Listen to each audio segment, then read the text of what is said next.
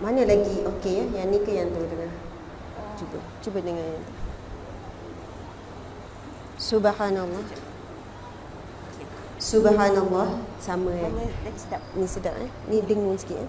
Lagi sedap. Ya. Alhamdulillah. Alhamdulillahi Rabbil Alamin. Hamdan lillah.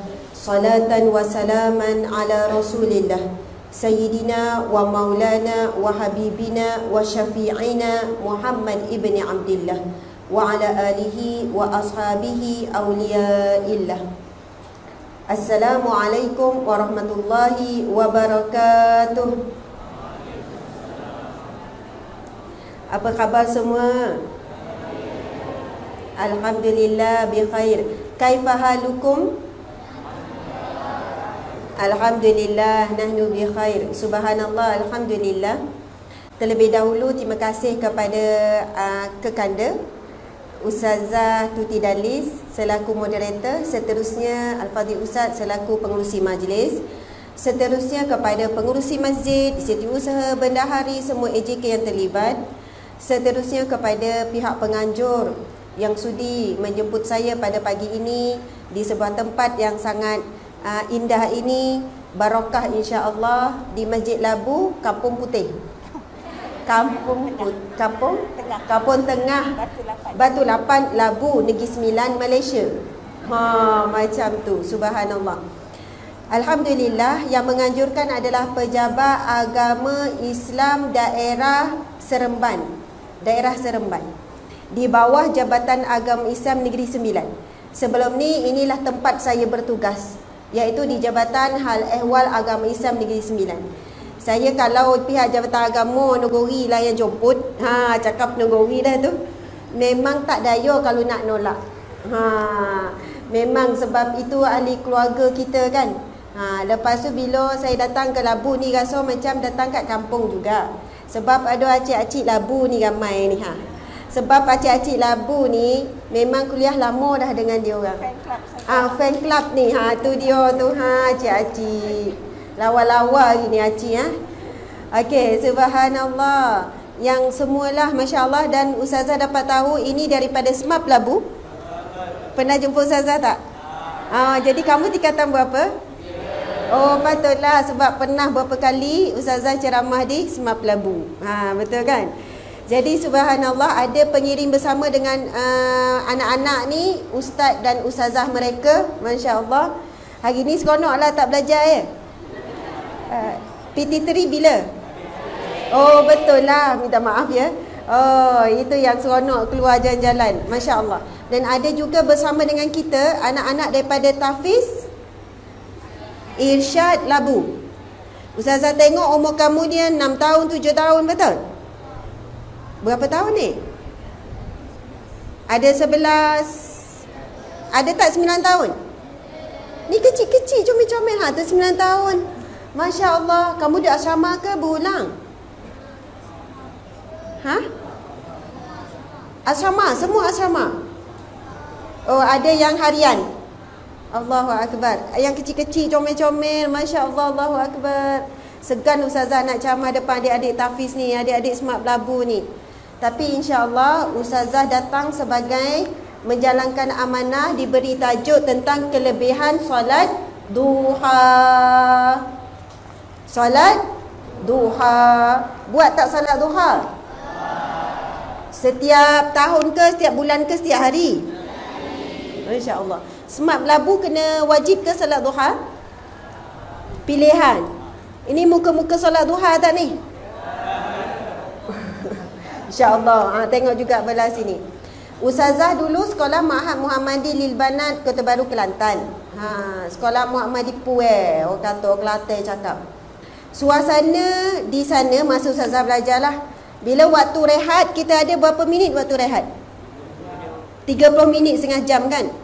Kamu berebut beratur kat kantin ke, kamu berebut nak pergi ke surau masa tu?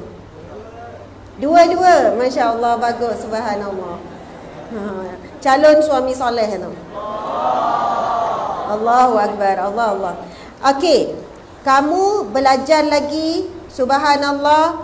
Dalam tempoh kamu belajar, yang paling utama adalah hati. Betul kan? Hati kalau kotor, ilmu tak masuk. Sebab kita tahu ilmu itu cahaya. Al-ilmu nurun, ilmu itu cahaya. Dan cahaya tidak akan masuk dalam hati yang bermaksiat ataupun hati yang kotor.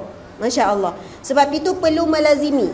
Kalau suasana sekolah ustazah dulu, waktu rehat, bila bunyi je loceng, beramai-ramai, ramai akan menuju ke surau untuk solat duha, lepas tu baru pergi makan. Tapi kalau nampak ramai sangat, pandai-pandailah sama ada sebelum ataupun selepas makan. Tapi sebenarnya cukup Allah bagi masa 30 minit itu kalau kita manfaatkan untuk makan dan juga solat duha. Allahu Akbar. Antara kehebatan ibu-ibu para jemaah sekalian, solat duha ni waktunya adalah waktu manusia sangat sibuk. Paling sibuk iaitu waktu pagi. Nak ngemas masa tu lah, nak pergi pasar masa tu lah, nak kojor masa tu lah, betul kan? Nak jemur kain lah, apa-apa. Urusan waktu pagi ni. Bayangkan ya, betapa gembiranya Allah Subhanahu Wa Taala dalam Allah melihat kita sedang sibuk buat urusan dunia, bangun tidur kan, tengok dunia, celek tengok dunia. Dalam keadaan kita sibuk buat urusan dunia, kita berputus sekejap dengan dunia, bertemu dengan pemilik dunia. Siapa? Allah yang Malik, iaitu Allah yang Maha memiliki. Jumpa raja segala raja, iaitu Allah Subhanahu Wa Taala. Sebab ramai mana orang yang tengah sibuk ni, walaupun 5 minit je salat duha, tapi tak buat. Tak kuat untuk buat. Sebab apa? Ketika itu kita bekerja-kerja untuk menguruskan daripada satu urusan ke satu urusan, tetapi tiba-tiba kita berhenti sekejap, kita pergi ambil wuduk, jumpa dengan Allah yang Maha menguruskan semuanya, iaitu Allah ya Barik, Allah yang Maha menguruskan. Subhanallah, alhamdulillah. Jadi ustazah akan mula dulu bab solat duha ni, memahami apakah maksud perkataan duha. Okey, anak-anak Smart Belabu ni, kamu pelajar cemerlang, betul tak? Kalau ustazah lah bila dengar Smart Belabu, budak-budak cerdik tu. Kamu cerdik tak? Alhamdulillah cerdik. Apa maksud duha? Allah, tiba-tiba tunduk kan? Tiba-tiba tawaduk, warak je. Kita sebut salat duha, waktu duha. Apa maksud duha? Pagi. Subhanallah, tepukan gemuruh. Ya, waktu duha maksud dia adalah waktu pagi hari ataupun waktu sinar matahari keluar. Bermula daripada pukul berapa waktu duha? Lebih kurang 15 minit selepas waktu syuruk. Syuruk sekarang habis pukul berapa? Habis subuh? Subuh tamat pukul berapa sekarang? 6.56. Oh, ada situ tak payah tepuk lah. Okey, maksudnya waktu duha kita dah boleh solat lebih kurang dalam pukul 7 suku sekarang. 15 minit ke 20 minit. Paling selamat tunggu 20 minit selepas. Maksudnya habis waktu syuruk lebih kurang dalam pukul 7, waktu subuh habis.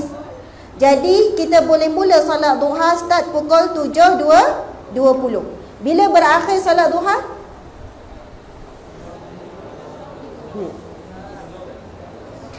Okey, waktu duha bermula 10 minit, 20 minit selepas subuh habis, berakhir sebelum waktu zuhur. Pendapat pertama mengatakan sebelum habis waktu zuhur, 10 minit sebelum zuhur boleh solat duha lagi. Tetapi yang paling selamat lebih kurang dalam pukul 12. Sebelum pukul 12 itu adalah tempoh yang paling selamat untuk solat duha. Dan paling afdal adalah dalam tengah-tengah pukul 10. Itu paling afdal. Sebab apa paling afdal tengah-tengah? Paling susah nak solat di tengah tu. Sebab apa? Kita kan ibu-ibu sekalian, makcik-makcik, lepas solat subuh duduk atas jadah lagi kan? Zikir, kalau duduk kat masjid niat iktikaf, kita masuk masjid ni dah niat iktikaf belum? Betul dah?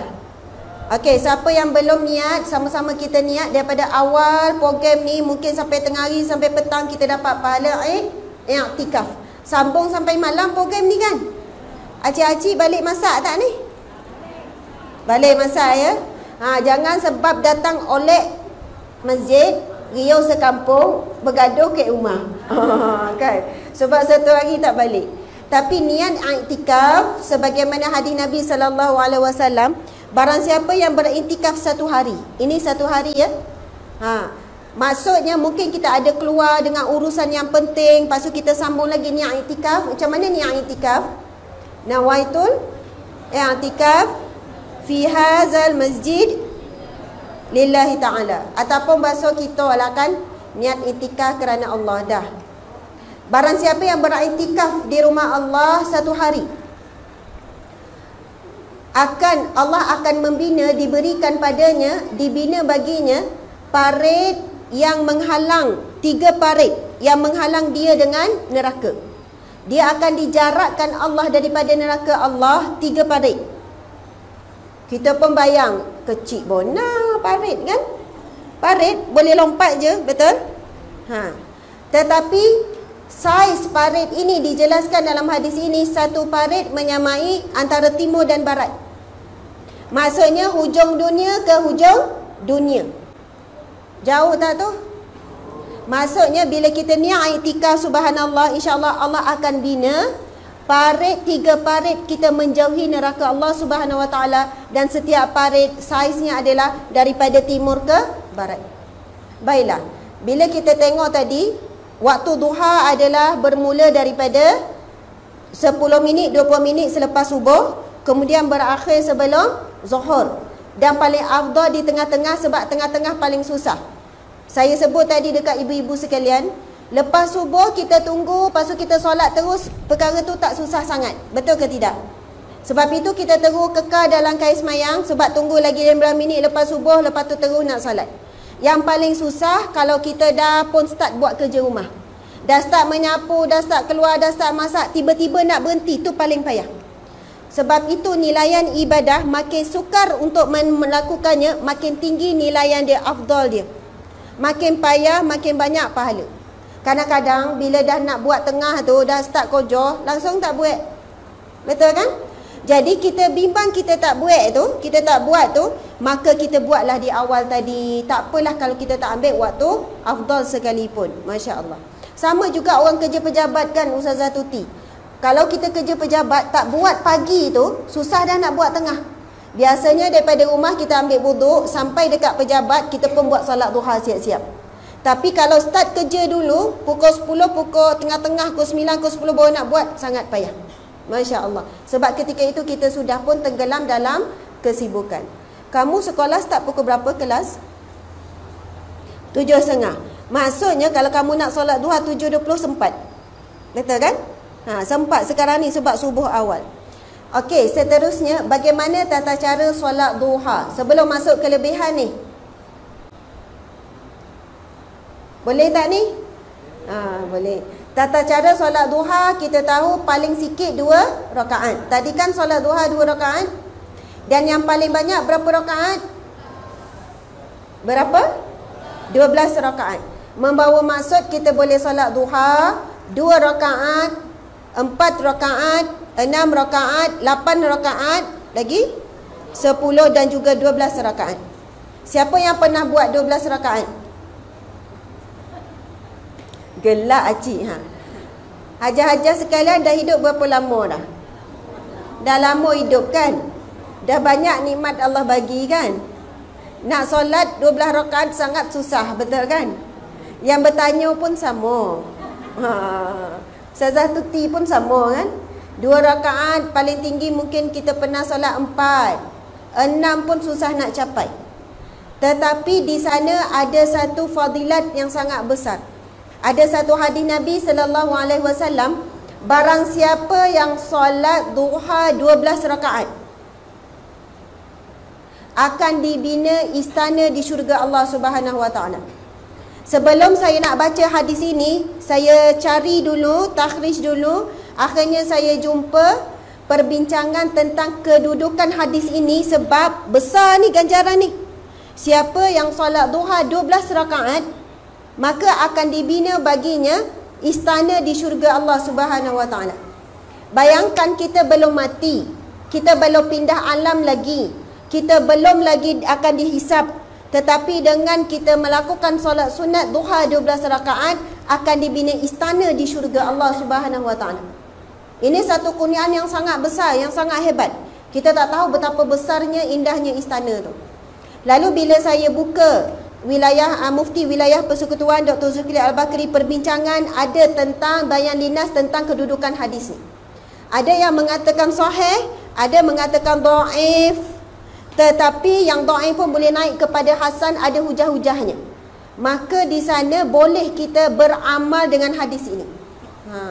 Namun kita harus ingat, kena ingat bila kita beramal sesuatu, nak sesuatu, maka kita kena ingat tujuan kita beramal solat duha. Sebab Ustazah akan bacakan fadilat-fadilat, sebab tajuk kita hari ini kelebihan solat duha.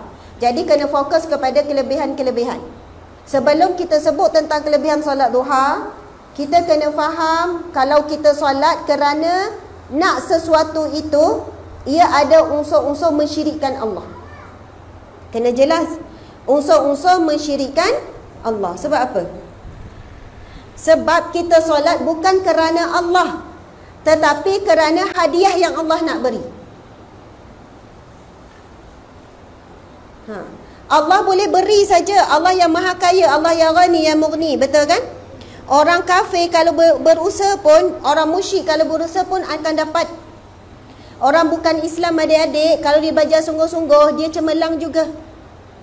Orang bukan Islam, anak-anak ustazah sekalian, kalau dia berusaha nak jadi kaya, akhirnya Allah yang ghani yang mughni beri kekayaan. Walaupun orang tu tak solat, tapi dia belajar sungguh-sungguh, dia tetap dapat cemerlang. Sebab apa? Allah memberi, ada ketikanya Allah memberi dalam keadaan dengan murkanya. Ada Allah memberi dalam keadaan kasih sayangnya, dengan pengampunannya dan sebagainya. Allahu Akbar. Jadi umpama macam ni lah, Ustazah nak pergi rumah Ustazah Tuti. Ustazah telefon Ustazah Tuti, Ustazah nak jalan ke rumah ni, boleh tak? Tapi dalam hati Ustazah bukan nak pergi silaturahim sangat. Ustazah ada nak jual produk kesihatan. Adalah produk apa-apa. Sekarang ni kamu rasa Ustazah nak pergi jumpa, berjalan ke rumah Ustazah Tuti ni sebab nak jual produk ke sebab silaturahim?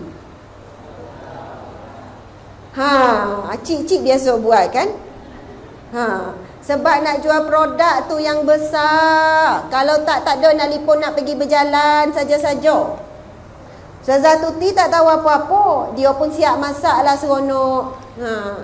Kita sampai makan kejap, borak-borak kejap, dah buka dah. Ni ada bawa produk ni, memang bagus ni, gini-gini. Cakap dekat Ustazah Tuti nak berjalan saja, nak silaturahim, tapi Ustazah ada sebab lain, ada kepentingan lain. Dan itu lebih besar bagi diri dalam hati tu. Sebab itu bila kita nak solat duha, kita nak istighfar, kita nak selawat, kalau bukan betul-betul kerana Allah, kita bimbang ada unsur mensyirikkan Allah. Kita tak sedar benda tu sangat halus. Sebab itu saya pernah dengar ceramah Dr. Zulkifli, masuk ceramah-ceramah guru-guru sebagainya. Berhati-hati hari ini bila kita dihidangkan dengan apa-apa ibadah kita mesti ada fakta sains.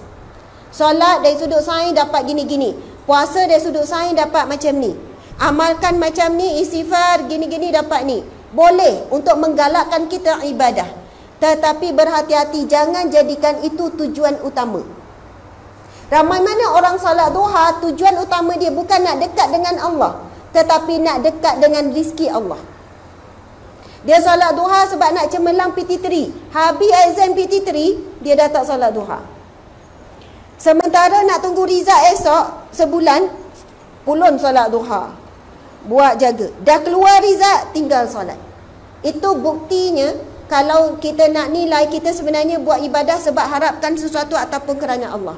Kalau betul kerana Allah, kita dah dapat pun sesuatu tu, kita masih teruskan lagi. Allahu Akbar, subhanallah. Jadi solat duha tadi tu 2 rakaat sampai 12 rakaat yang paling banyak. Siapa yang mampu solat duha 12 rakaat akan dikurniakan oleh Allah Subhanahu Wa Taala sebuah istana di syurga. Ibu-ibu sekalian, makcik-makcik sekalian, kita dah hidup 60 tahun. Makcik-makcik lah, ada yang 60, ada 70 tahun.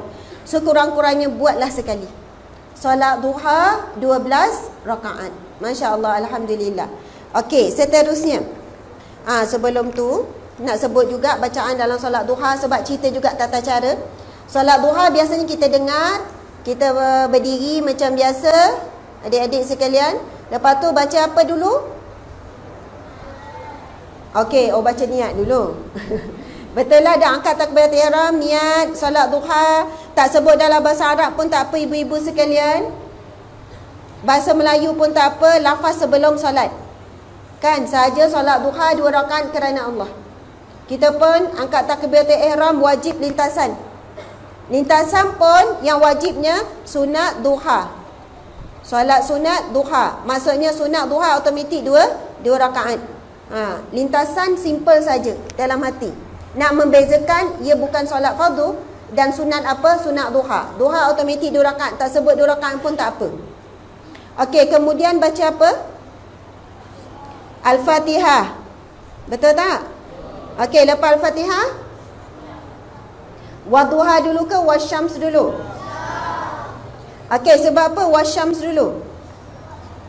Antara sunatnya, kedudukan dalam bacaan solat kita kan, rakaat pertama baca surah lebih panjang, rakaat kedua surah lebih pendek. Kalau rakaat pertama baca surah An-Nas, rakaat kedua baca Qul Huwallah. Tapi tak ada masalah pun. Tapi itu antara seni ataupun perhiasan sunat hayat dalam solat.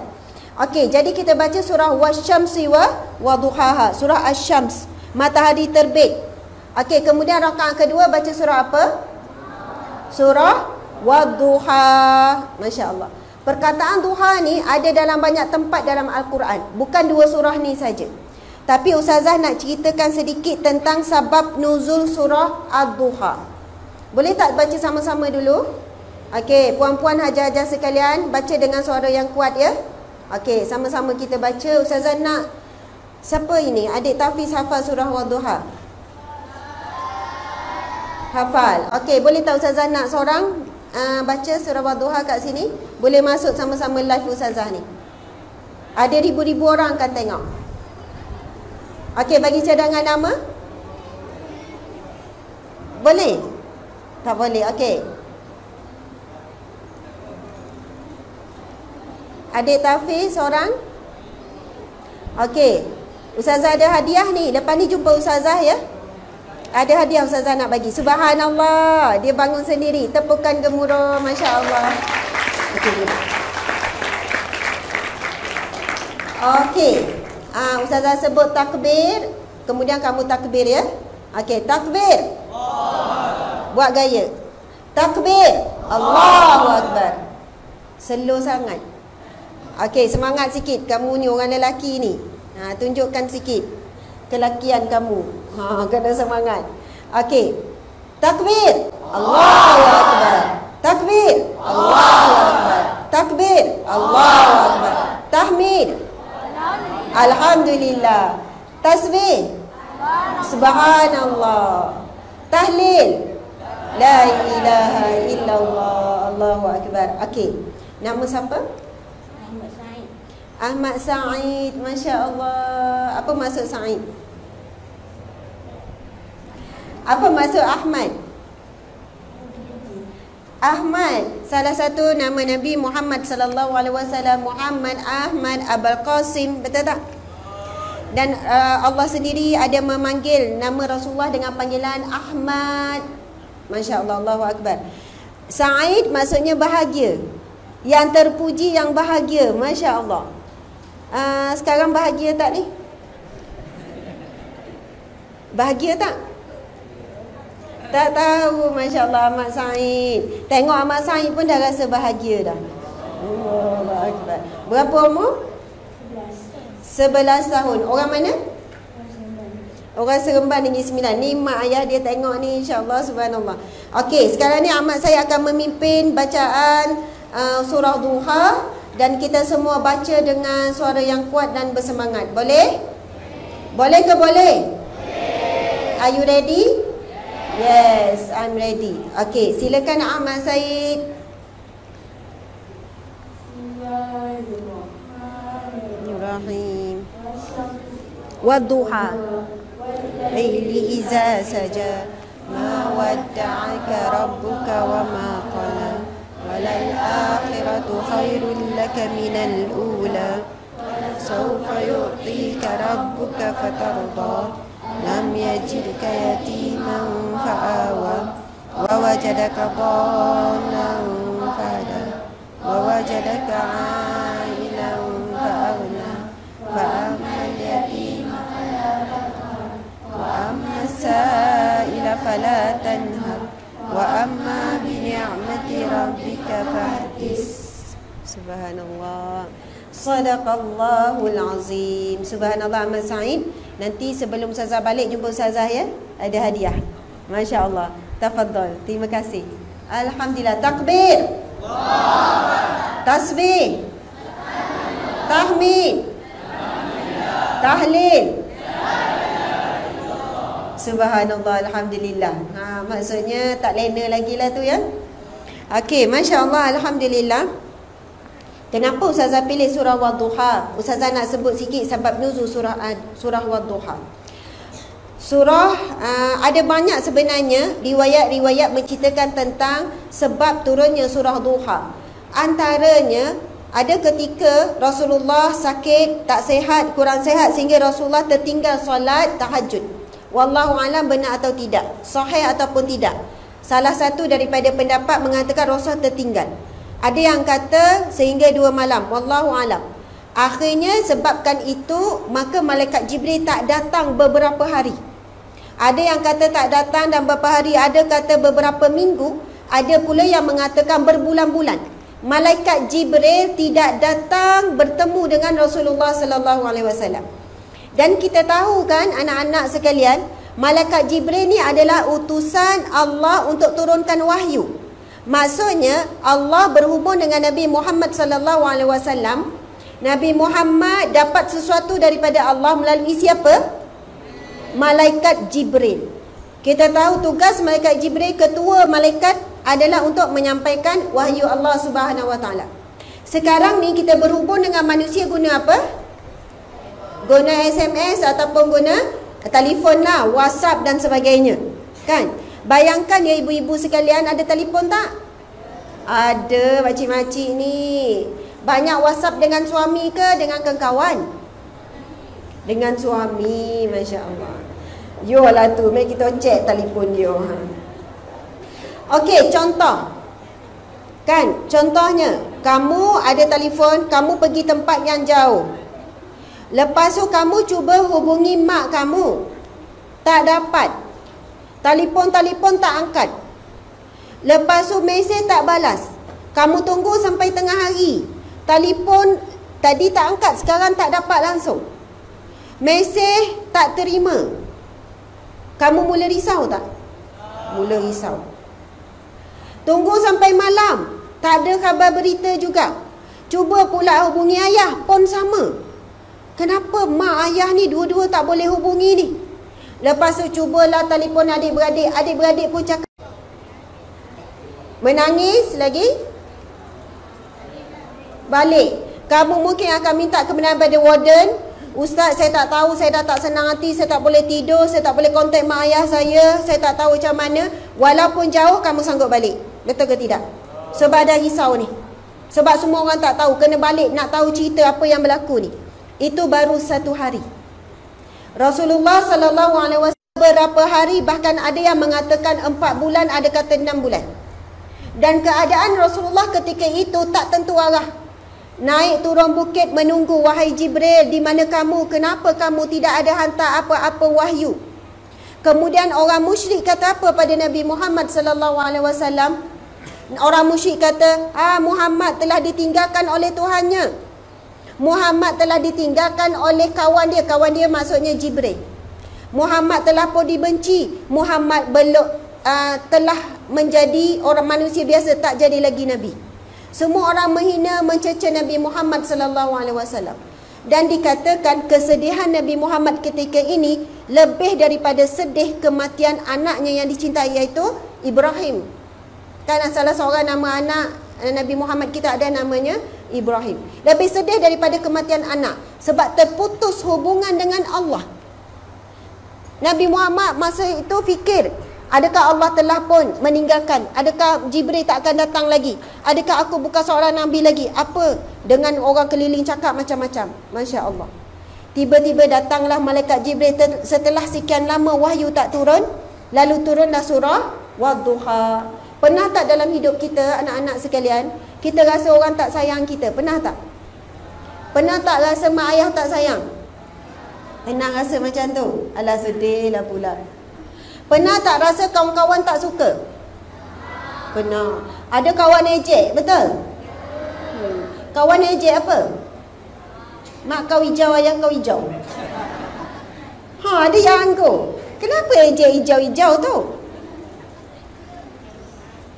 Okey, tak apalah, macam-macam. Kita rasa kadang-kadang cikgu, ustaz tak sayang kita, betul?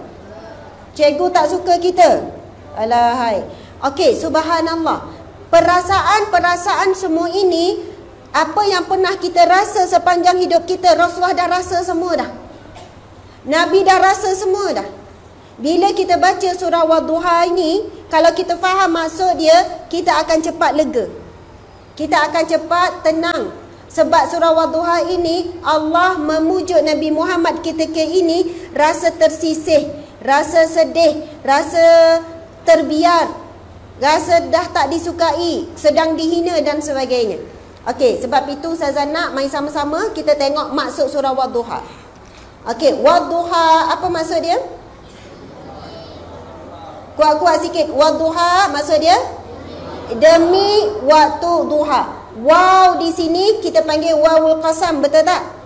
Iaitu waw sebagai tanda Allah bersumpah demi waktu duha. Kalau ustazah bersumpah lah, ustazah kata demi Allah, contoh ustazah, contoh saja ya, ustazah bersumpah apa-apalah kan. Ustazah kata sekejap lagi Perdana Menteri Malaysia akan datang. Percaya tak ustazah cakap? Tak percaya ustazah? Ustazah kamu tak percaya? Berani pula.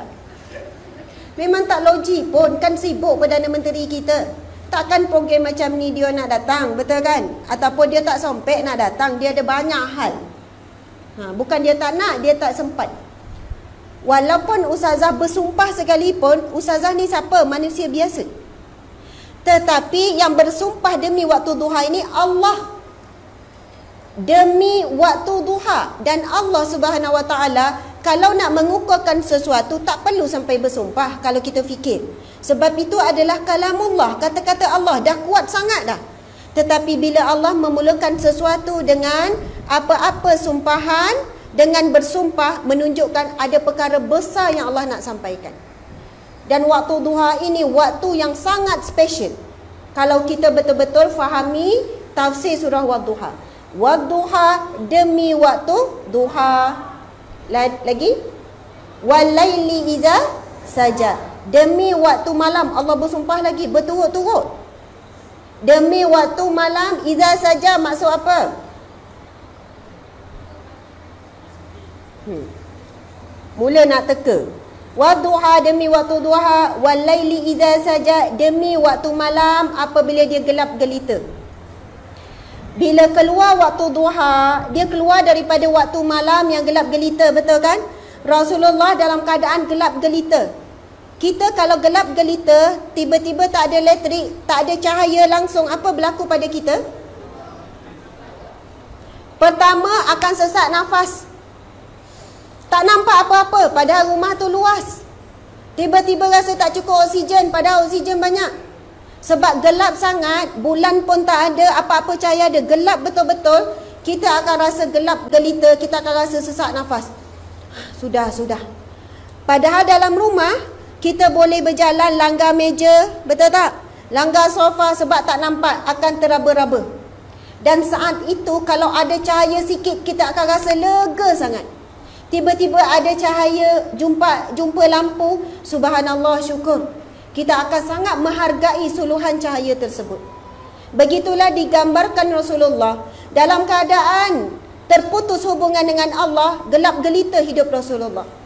Tiba-tiba datang waktu duha, seumpama waktu duha datang cahaya, umpama waktu duha mengeluarkan cahaya daripada gelap gelita tadi. Cuba pejam mata kejap. Okey, pejam mata. Ni nama siapa yang depan sekali ni? Imran. Masya Allah, sama dengan nama anak Ustazah Imran. Okey, Imran tutup mata. Okey, sekarang bangun. Okey, Imran, jangan buka mata Imran. Okey, Imran jalan datang jumpa Ustazah kat depan ni. Okey, jalan.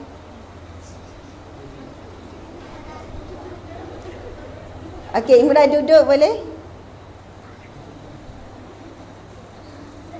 Jangan buka ya, jangan buka.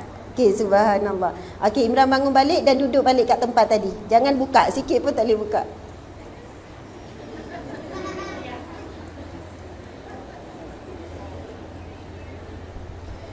Wah, subhanallah. Imran, Masya Allah. Okey, Imran buka sikit-sikit ke?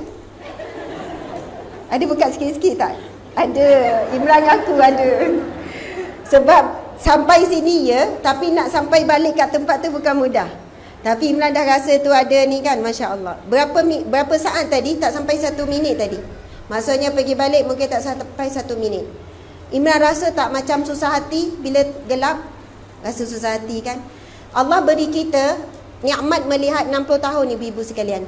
70 tahun, 50 tahun. Kalau Allah tarik 1 minit, 2 minit, hidup kita dah gelap sangat. Tapi kita boleh hidup terputus dengan Allah kadang beberapa hari. Tak berhubung dengan Allah. Semayang tak rasa apa-apa. Tapi hidup tak rasa gelap. Hidup macam biasa je.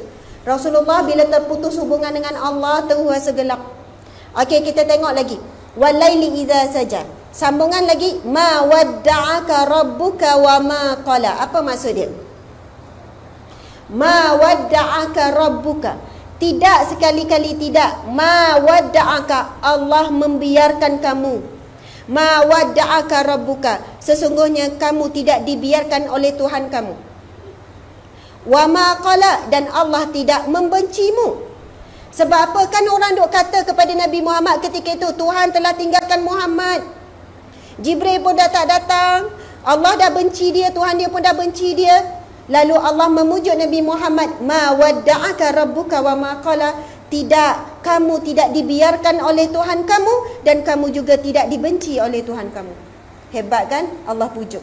Kalau kita dalam keadaan rasa dibenci oleh manusia, ingatlah ayat ni. Allah tidak pernah meninggalkan kita.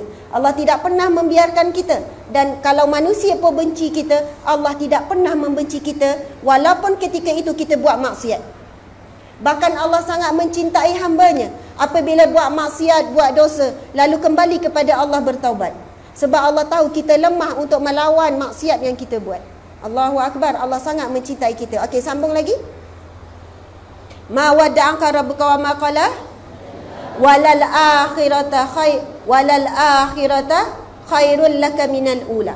Allah ingatkan kepada Nabi Muhammad sesungguhnya akhirat itu lebih utama daripada ula awal, iaitu dunia. Dunia datang dulu baru akhirat. Allah ingatkan, wahai Muhammad, sesungguhnya akhirat itu, yang akhir itu lebih utama daripada yang awal. Kita ibu-ibu, anak-anak sekalian, kamu kecil lagi ni, tapi makcik-makcik, ibu-ibu sekalian, kita masa muda dulu banyak dosa, betul kan? Masa muda dulu tak tutup aurat, ibu-ibu sekalian. Masa zaman 40 tahun yang lepas, kamai lagi rambut macam-macam pesen. Baju mungkin pakai skirt, tak tahu laju macam mana. Ingat tak, kenang tak masa muda dulu? Hari ni bila nampak orang muda pakai seksi, kamai jeling. Tak ingat masa muda dulu macam mana. Tapi subhanallah, yang paling utama kita tengok saat akhir kita sekarang. Sebab apa? Kita tengok ramai lagi orang yang tua hari ni belum lagi balik kepada Allah. Tapi syukur sebab Allah melihat bagaimana kita berakhir. Dulu banyak maksiat, dulu banyak lawan suami, dulu banyak mengumpat. Tibalah masa kita nak ngadap Allah akhir-akhir ni, jaga sungguh-sungguh. Sebab itu kita nak kejar kepada husnul khatimah. Rajin-rajinlah solat duha sehingga capai 12 rakaat insya-Allah. Okey. Walal akhiratu khairul laka minal ula. Minta maaf tadi silap baris satu. Okey, sambungan lagi. Walasaufa yu'tika rabbuka fatarda. Walasau, dan akan, walasaufa yu'ti, akan diberikan kepada kamu daripada Allah fatarda, sehingga kamu rasa puas, kamu rasa redha dengan Allah. Apa yang Allah tahan kepada kita hari ni, Allah nak beri selepas itu. Allah kata selepas ini akan diberikan kepada kamu wahai Muhammad. Ditujukan juga kepada kita lah, sehingga kamu rasa puas. Kita ni rasa puas ni lepas kita dah kenyang sangat. Datang apa makanan pun kita rasa dah. Maksud dah tak nak dah. Sampai terlebih-lebih dah Allah bagi. Sama ada di dunia ataupun di akhirat. Okey, sambungan lagi. Alam yajid kayatiman fa'awa. Alam yajid, bukankah kamu dijadikan yatim? Bukankah dahulu kamu yatim? Allah nak ingatkan Nabi semula. Kemudian kamu diberi perlindungan. Kita tahu Nabi lahirkan anak yatim, betul tak? Lepas itu siapa jaga Nabi? Sekejap, beberapa hari ibundanya lah. Kemudian dijaga pula oleh Halimatul Sa'diyah. Kemudian dijaga pula oleh mak dia sekejap. Lepas maknya meninggal, siapa pula jaga? Abdul Muttalib, datuknya jaga sampai umur 8 tahun, betul? Lepas Abu Muttalib meninggal, Abu Talib pula. Kita nampak Nabi Muhammad dijaga berganti-ganti. Hakikatnya yang jaga Nabi Muhammad siapa? Allah. Allah ya Hafiz, Allah ya Muhaimin. Allah yang maha menjaga, Allah yang maha mengawasi. Tapi manusia tadi hanyalah perantaraan Allah sahaja. Allah ya Nur, ya Hadi, ya Haq, yang memberi cahaya. Ini kita nampak lampu ni kan beri cahaya terang, tapi hakikatnya Allah yang beri cahaya. Allah nak tarik anytime. Sebab Allah ya Nur, Allah yang memiliki cahaya dan Allah yang memberi cahaya. Walaupun kita kata elektrik yang bagi cahaya, tapi elektrik ini dijana daripada bumi, betul kan? Daripada alam yang Allah ciptakan. Okey, baiklah. Allah sebut dalam surah Duha tadi tu, kamu yatim dahulu dan aku jaga kamu. Melalui manusia-manusia yang menjaga sampai Nabi besar. Soalnya Allah nak recall balik Nabi Muhammad. Kamu tidak pernah dibiarkan. Sejak kamu lahir sampailah sekarang, kamu tak pernah dibiarkan. Allah sentiasa jaga Nabi Muhammad. Allah sentiasa jaga kita. Okey, sambungan lagi.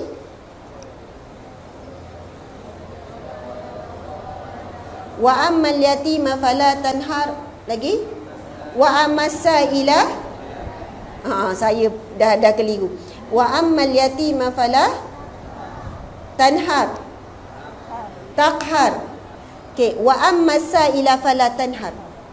Maksud dia ialah, dan kepada orang-orang yang meminta.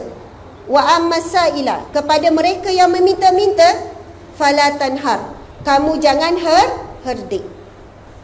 Kita, kalau kita ada orang minta tolong, kalau tak nak tolong, jangan herdik. Kau buatlah sendiri, jangan herdik. Ada orang minta pada kita, usahalah keras sikit. Ni malas ni, sebab tu lah hidup tak berubah. Kalau kita tak mampu nak beri apa-apa, jangan gantikan dengan ayat herdikan. Walaupun orang yang meminta tolong dengan kita berbentuk tenaga ataupun harta, kita tak mampu nak beri, jangan gantikan dengan herdikan. Dan sebaik-baiknya menunaikan keinginan. Allahu Akbar, subhanallah. Ada satu hadis Nabi SAW dalam kitab Riyadhus Salihin, Nabi sebut, berpagi-pagi menunaikan hajat saudara lebih aku cintai ataupun lebih dicintai oleh Allah Subhanahu Wa Taala daripada solat sunat 1000 rakaat. Maksudnya menunaikan hajat manusia lain yang meminta kepada kita, nilainya sangat tinggi di sisi Allah, melebihi daripada solat sunat. Jangan pula sampai tak solat sunat, hari tu dah tolong orang, dan dah selesai dah hari ni.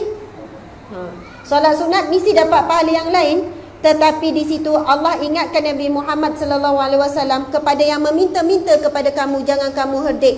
Walaupun orang meminta tu malas ke, orang meminta itu suka minta, kerjanya meminta je, malah kerja dan sebagainya. Allahu Akbar. Okey, lagi sambungan.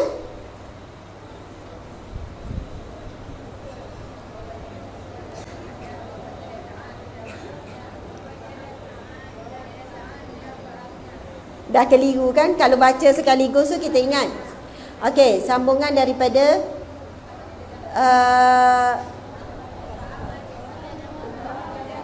fa ammal yatima fala taqhar wa ammas sa'ila fala tanhar wa amma bi ni'mati rabbika fahaddis. Sebenarnya dah habis dah. Tiba-tiba pergi belakang balik.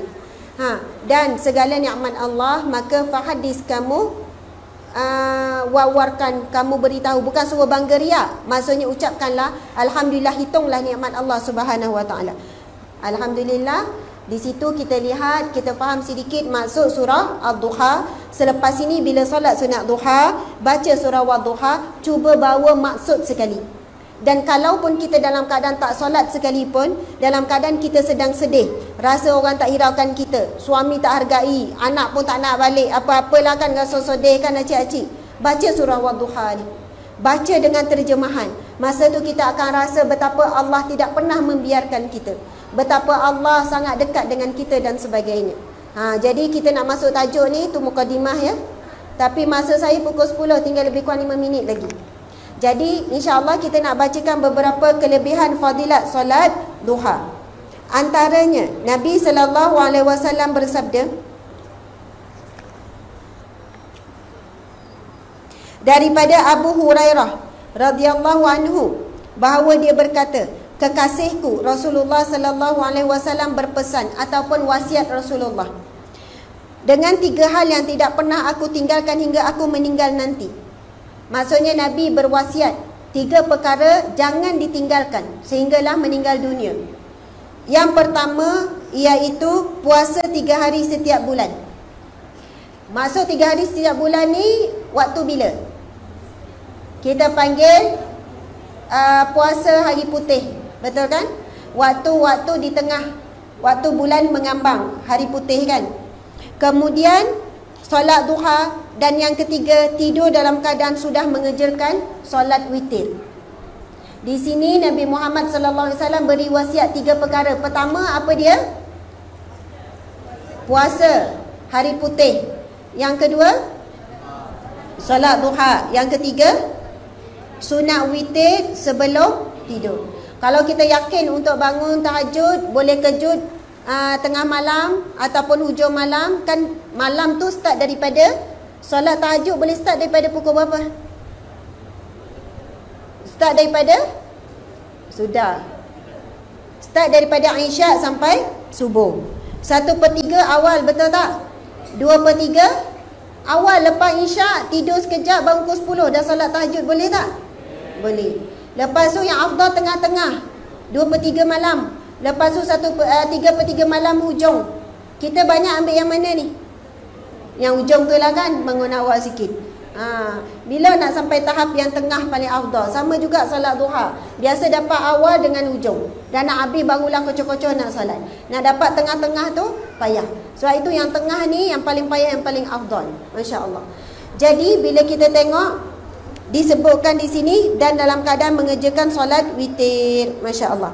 Okey, hadis yang seterusnya, nilaian sedekah bagi seluruh sendi tubuh manusia. Daripada Buraidah bahawa ia berkata, aku telah mendengar Rasulullah SAW bersabda, pada diri manusia terdapat 363, ada riwayat kata 360 ruas tulang sendi. Kita ada sendi yang besar-besar sikit je, 1-2 sendi tulang, faham ya? Tetapi termasuk yang kecil-kecil lebih kurang dalam 360 sendi. Masya Allah. Sekarang sendi kita semua berfungsi. Bayangkan kalau sendi tak berfungsi, lembik, kita dah rasa perbezaan dia, sakit dan sebagainya. Okey. Para sahabat bertanya, siapakah yang mampu? Nabi kata, ia memiliki kewajipan bersedekah atas setiap ruas sendi tersebut. Kena bersedekah di atas sendi, setiap sendi. Para sahabat bertanya, siapakah yang mampu melakukan hal itu, wahai Rasulullah? Baginda bersabda, menyingkirkan, sama ada kamu menyingkirkan apa-apa dari jalanan. Jika engkau belum mampu, 2 rakaat solat duha sudah memadai untuk mewakili segala kewajipan bersedekah. Selain itu, solat duha juga adalah sedekah yang setanding dengan tasbih, tahmid, tahlil, takbir, dakwah, mencegah kemungkaran dan sebagainya. Ada banyak ursi hadis Nabi ni, tapi antaranya Nabi sebut begini, untuk menggantikan, menunjukkan rasa syukur di atas setiap ruas sendi kita ini, maka kamu dikehendaki bertasbih, bertakbir, bertahmid, bertahlil yang kita sebut tadi, ataupun kamu menghilangkan apa-apa yang menyekat di laluan. Maksudnya ada pokok jatuh ke apa ke kan, kita pun menghilangkan laluan di jalanan. Ataupun kamu melakukan mencegah kemungkaran, ataupun kamu melakukan yang ma'ruf. Namun Nabi sebut di hujungnya, cukuplah untuk menggantikan semua itu menunaikan solat duha 2 rakaat. Masya Allah. Jadi kita setiap pagi sebagai tanda syukur kepada Allah, kurniaan setiap sendi ruas ini, solatlah sunat 2 rakaat. Dan Allah pun berjanji dalam Al-Quran, la in syakartum la azidannakum. Kalau kamu bersyukur, pasti aku akan tambah. Mudah-mudahan kita semakin sihat, semakin kuat, insya-Allah. Okey, hadis yang terakhir yang saya nak bacakan, iaitu subhanallah yang disebutkan tadi. Bagi golongan yang rajin menunaikan solat duha akan dibangunkan sebuah rumah. Itu bukan hadis. Nabi SAW bersabda, barang siapa yang solat sunat duha sebanyak 12 rakaat, maka dibangunkan sebuah rumah ataupun istana di syurga Allah Subhanahu wa taala. Allahu akbar. Seterusnya Nabi ada bersabda, wahai anak Adam, ini sabda Nabi, sabda hadis kursi. Wahai anak Adam, janganlah kamu rasa lemah untuk beribadah kepadaku dengan cara mengerjakan solat sunat duha 4 rakaat di awal waktu siangmu. Nescaya akan aku cukupkan untukmu di akhir harimu. Masya Allah. Jadi ada banyak lagi hadis-hadis Nabi tentang kelebihan solat sunat duha. Bagi kamu yang belajar, cubalah beramal dan istiqamah dengan solat sunat duha. Samalah kita semua, insya-Allah ia sangat membantu dalam proses kamu belajar. Allah akan mudahkan kamu faham apa yang guru ajar. Allah akan mudahkan kamu hafal Al-Quran. Allah akan temukan kamu dengan guru-guru yang tepat, kawan-kawan yang tepat, untuk kita jadi manusia yang hebat di sisi Allah, insya-Allah. Dan para ibu sekalian, solat duha ini bagi kita dengan umur-umur kita sebagai tanda kita syukur kepada Allah. Dah berapa lama Allah beri kita kurniaan berupa tubuh badan yang sehat dan sebagainya, rizki Allah yang banyak dan sebagainya. Kalau pengalaman saya lah, bukan pengalaman saya solat duha ya, pengalaman saya dulu saya di Jabatan Agama Islam Negeri Sembilan, bila orang yang datang mengadu tentang masalah anak, masalah rizki, masalah jodoh, masalah duit, masalah apa-apa, antaranya saya gunakan beberapa masa tempoh untuk runding cara tu, saya terangkan tentang kelebihan solat duha. Tapi kita jelaskan dulu, tujuan utama solat duha adalah kerana Allah, nak dekat dengan Allah. Bahkan ada ulama melarang untuk kita mewawarkan, membesarkan fadilat lebih daripada solat tu sendiri. Sebab apa? Kita buat pun amal soleh apa pun, istighfar ke, selawat ke, tasbih ke apa pun, bila dekat dengan Allah, tujuan dekat dengan Allah, sudah tentu Allah akan beri apa-apa yang kita nak. Kita faham mudah macam tu je. Tapi kalau kita cakap, bila orang tanya, "Acik, macam mana acik? Murah sangat rezeki. Solat duha lah." Contoh kita sebut macam tu. Anak semua cerdik-cerdik. Acik apa rahsia? Baca Yasin jangan tinggal setiap malam. Seolahnya kita meletakkan bukan Allah yang beri, tapi seolahnya kita membesarkan ibadah yang dibuat tu. Kita bimbang ada syirik khafi di situ. Lepas tu orang tu pun buat menjadi ukuran apa yang kita buat itu dapat berserta dengan redha Allah, mesti ada ukurannya. Ada orang jumpa Ustazah, memang berkesanlah solat duha. Saya buat solat duha seminggu Ustazah, saya dapat sale menjunam naik banyak Ustazah, rezeki banyak. Orang yang bercakap tu aurat tak tutup, pakai seksi. Saya pun slow-slow saya kata, "Puan, saya nak cakap sikit, saya minta maaf. Puan solat duha kerana Allah ke kerana nak rezeki? Nak rezeki Allah." "Saya solat kerana Allah Ustazah, niat saya kerana Allah." Saya sudahi benda ni supaya kita tak keliru buat satu amalan. Saya kata minta maaf, kalau puan buat kerana Allah, puan akan tinggalkan dulu apa yang Allah benci. Solat sunat duha ni, solat sunat yang bukan wajib. Yang wajib solat fardu. Bahkan doa yang paling makbul adalah lepas solat fardu ya. Tapi kita pula beria doa lepas solat duha. Panjang, hafal. Tapi solat fardu kita tak jaga. Sedangkan hadis Nabi, antara waktu yang Allah sangat suka hambanya meminta adalah setiap kali lepas solat fardu. Tapi kita tak jaga doa selepas solat fardu. Saya cakap elok-elok dekat puan tu, "Puan, saya minta maaf kalau puan kecil hati apa yang saya nak cakap." Kita bimbang apa yang puan dapat, sale tiba-tiba naik, tiba-tiba bisnes menjadi, rezeki yang tak disangka-sangka dapat. tapi puan dapat dengan kemarahan dan kemurkaan Allah. Apa maksud ustazah? Saya bukan nak menilai hati puan, tidak. Tetapi pada zahirnya puan, apa yang puan pakai ini cara pemakaian yang Allah tak suka. Jadi kalau puan betul makin dekat dengan Allah melalui salat duha, puan sudah mula meninggalkan apa yang Allah tidak suka dan buat apa yang Allah suka. Jadi kaya ukurnya kita, anak-anak, ibu-ibu sekalian, kita buat satu ibadah, satu amalan istighfar contohnya. Ramai mana orang yang jumpa saya, ustazah, alhamdulillah berkesan saya buat istighfar 1000 kali macam ustazah cakap. Berkesan sangat, masalah saya settle satu-satu. Rizki yang tak disangka-sangka. Sebab itu janji Allah melalui hadis Nabi. Barang siapa yang melazimi istighfar akan diberi jalan keluar setiap kesulitan. Akan diberi rizki yang tak disangka-sangka. Akan diberi kegembiraan di setiap duka cita. Dia kata berkesan nak ustazah, tapi dah masa sama dia tidak tutup aurat dengan sempurna lagi. Sama ada pakai ketat ataupun pakai singkat ataupun apa-apalah kalau wanita lah. Saya pun tegur juga kalau datang jumpa depan-depan, minta maaf puan, saya nak cakap sikit. Puan istighfar, maksud istighfar puan faham tak? Yalah saya mohon ampun dengan Allah. Astagfirullah, mohon ampun dengan Allah. Kalau betul puan istighfar mohon ampun dengan Allah, puan tak pakai pakaian macam ni puan. Saya bukan hina orang yang tak tutup aurat, jangan salah faham ya.